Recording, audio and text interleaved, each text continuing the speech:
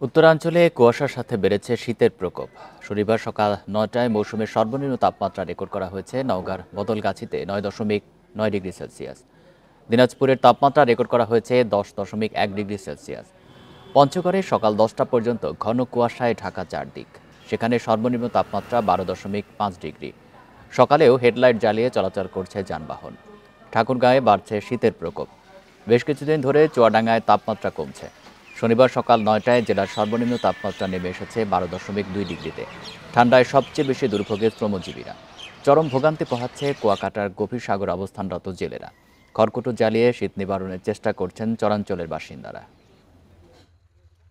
গতকালকের থেকে আজকে অতিরিক্ত বেশি পরিমাণে কুয়াশা। প্রচুর পরিমাণে ঠান্ডা করতেছে, আমাদের কাজ করতে অনেক সমস্যা হচ্ছে, হাত পা ঝিমঝিম করতেছে। গতবারের চেয়ে এবার অনেক ঠান্ডা বেশি বোঝা যাচ্ছে।